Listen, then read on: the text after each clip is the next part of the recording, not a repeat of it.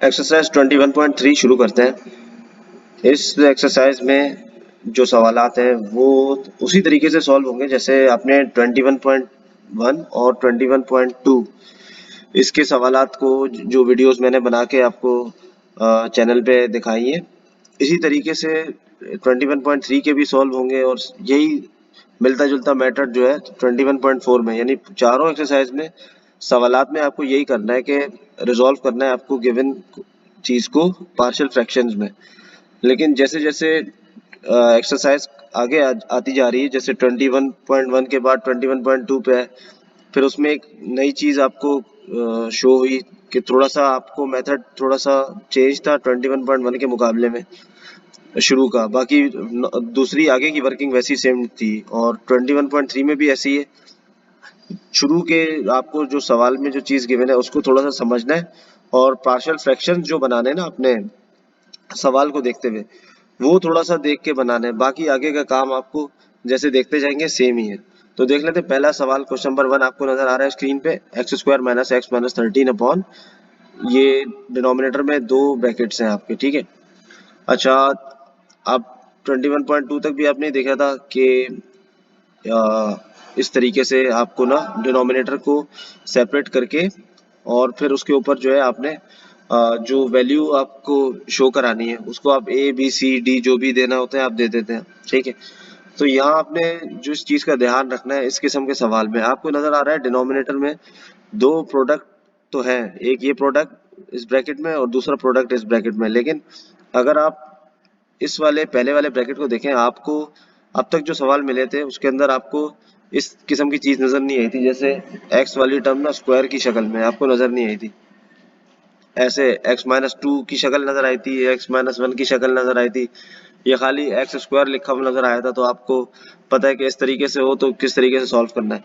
लेकिन जब आपको इस तरीके से कोई चीज नजर आए कि वो स्क्वायर की शक्ल में लिखी हुई है और उसके साथ ऐड होके कोई चीज आपको गिवन है, तो आपने जो न्यूमरेटर उसका बनाना है ना वो इस तरीके से बनाना है कि आपने यहाँ पे जिस चीज को स्क्वायर में आपको गिवन किया हुआ है ना, उस चीज को आपने लिख के उसके साथ एक कोफिशिएंट लगाना होगा, फिर प्लस करके उसके बाद जितनी भी चीज होगी उसका भी आपने इस तरीके से कोफिशिएंट लिख के लगाना होगा।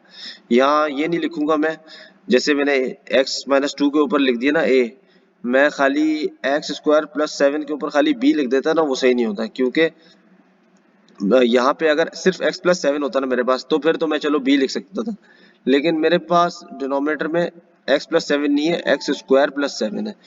तो मैं जो हूँ x को पहले एक कोफिशिएंट के साथ लगाऊंगा, फिर ऐड करके दूसरा कोफिशिएंट लगाऊंगा, तब मेरा सवाल जो है ना फिर सही तरीके से सॉल्व होगा। इस एक्सरसाइज में इसी तरीके से आपको जो सवाल नजर आएंगे ना, उनमें डिनोमिनेटर में जो है जितने भी प्रोडक्ट है उसके अंदर एक ना एक चीज इस तरीके से गिवन होगी आपको। तो इस किस्म के सवालों की प्रैक्टिस आपको इस एक्सरसाइज में कराई जाएगी। तो बारी बारी सवालात को देख लें। यहाँ मैंने एक्स स्क्वायर प्लस 7 के ऊपर बी एक्स प्लस सी करके लगाया, ठीक है। फिर बाकी आगे का काम तकरीबन सेम ही है। आपने लेफ्ट हैंड साइड के डिनोमिनेटर से इस इक्वेशन को मल्टीप्लाई करा के इसको इस तरीके से लिख दिया। उसके बाद फिर आपने इस ब्रैकेट्स को मजीद सॉल्व करके एक नई इक्वेशन बनाई। फिर आपने क्या किया, जो पहली इक्वेशन की जो डिनोमिनेटर है उसको बारी बारी जीरो के बराबर पुट कराया। एक्स माइनस टू को पहले जीरो के बराबर पुट करा के एक्स की वैल्यू निकाल ली, फिर यहाँ से हमें ए की वैल्यू मिली। फिर अब हम क्या करेंगे, आपको एक्स स्क्वायर प्लस 7 को जीरो के बराबर पुट नहीं कराएंगे क्योंकि वो तो फिर जाहिर है आपको आपको इस तरीके से ही वैल्यू दे देगा, उसका फायदा नहीं है। आप जो है कोफिशिएंट्स कंपेयर कराओ एक्स स्क्वायर और एक्स को, इक्वेशन 3 जो आपने सिंप्लीफाई करके निकाल के लेकर आए हैं उसके अंदर आप जो है ना कोफिशिएंट्स कंपेयर कराएं। एक्स स्क्वायर मौजूद है, एक्स मौजूद है, तो दोनों के कोफिशिएंट्स कंपेयर कराएं, आपको बी और सी की वैल्यूज मिल जाएंगी। फिर ये जो वैल्यूज मिले आप उठा के सीधा सीधा जैसा आप करते आए दोनों पिछली एक्सरसाइजेस में इक्वेशन 1 में पुट कराएं और अपना आंसर निकालें। तो समझ गए होंगे पहले सवाल में देख के कि कोफिशिएंट ये किस तरीके से जो है ना आपने पार्शियल फ्रैक्शन में ब्रेक करना है। अगर डिनोमिनेटर में आपको सवाल में स्क्वायर के साथ कोई ऐड हुई हुई चीज मिली हुई है, जिस तरीके से अगला सवाल देख रहे हैं उस पार्ट 2 है इसका, इसके अंदर भी देखें आपको एक्स स्क्वायर प्लस 10 करके आपको गिवन है डिनोमिनेटर में। इस सवाल को भी इसी तरीके से सॉल्व किया। इस सवाल को भी आपने जो एक्स स्क्वायर प्लस 10 वाली चीज़ है इसके ऊपर जो है ना बी एक्स प्लस सी करके लगाया, और उसके बाद फिर आपने इसको मजीद जो है ना ब्रैकेट्स को ओपन किया, और फिर आके सॉल्व करते हुए ए बी और सी की वैल्यूज निकाल के अपने सवाल में पुट कर दी। फिर आ जाए 21.3 पे, और इसका पार्ट 3 है। पार्ट 3 में आप देखें, आपको उसी तरीके से एक्स स्क्वायर प्लस 5 टाइप का ब्रैकेट नजर आया, इसके ऊपर तो आपने लगा दिया सी एक्स प्लस डी करके जैसा आप लगा रहे थे, ठीक है।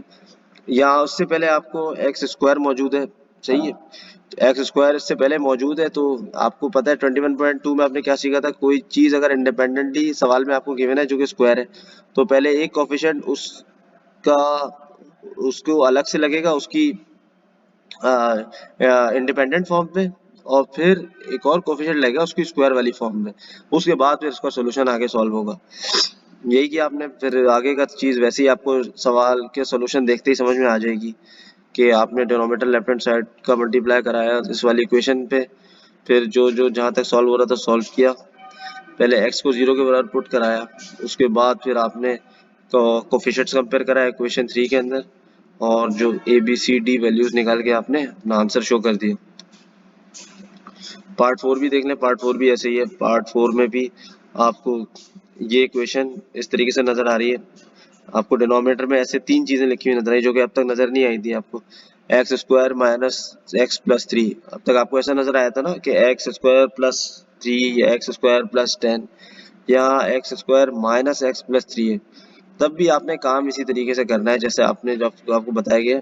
ये नहीं कि आप बी एक्स के साथ एक बी एक्स एक कोफिशिएंट लगाएंगे, फिर सी के साथ एक और कोफिशिएंट लगाएंगे, अगर इस तरीके से आपको चीज गिवन हो जाए। आपने इसी तरीके से जो है ना एक कोफिशिएंट स्क्वायर होने की वजह से एक एक्स के साथ लगा देना और प्लस करके फिर आपने दूसरा कोफिशिएंट ऐड करना है। फिर आपने इस तरीके से इसको सॉल्व किया। इसमें इसको सवाल को सॉल्व करने में थोड़ा सा आपने अलग काम ये किया कि पहले आपने जो है ना ए की वैल्यू निकाली, फिर ए की वैल्यू को आपने इक्वेशन 2 में पुट कराया ताकि जो है ना बहुत ज़्यादा अननोन चीज़ें आपको नज़र आ रही थी तो सवाल को सॉल्व करना मुश्किल हो जाता। तो आपने इस ए की वैल्यू को इस इक्वेशन 2 में पुट करा के फिर आपने उसके बाद एक नई इक्वेशन बनाई, और उसके अंदर से फिर आपने कोफिशिएंट एक्स स्क्वायर और एक्स के करके कंपेयर आपने बी और सी की वैल्यूज निकाली, और उसके बाद फिर आपने अपना सवाल सॉल्व किया। तो ये हो जाएगी एक्सरसाइज, इसका एंड हो जाता है यहाँ पे। और एक और उसका सवाल है, ये भी देख लें चले, क्वेश्चन नंबर 5। क्वेश्चन नंबर 5 भी आप देख लें, सिंपल सा सॉल्यूशन है जैसे आपको भी पिछले सवालों में देखा। एक्स स्क्वायर प्लस 3 वाली चीज़ के साथ आपने जो है बी एक्स प्लस सी के ऊपर न्यूमरेटर लगाया, फिर आपने आगे का काम वैसे ही है जो आप देखते ही समझ जाएंगे। तो ये होता है एक्सरसाइज का यहाँ पे एंड, और इसके आगे के सवालात जो है इसके 21.4 के वो आपको अगली वीडियो में दिखाऊंगा। इन सवालों में किसी किस्म की अगर आपको चीज़ समझ में ना आई हो तो कमेंट्स में मेंशन कीजिएगा, आपको मैं फिर उस चीज़ को समझा दूंगा।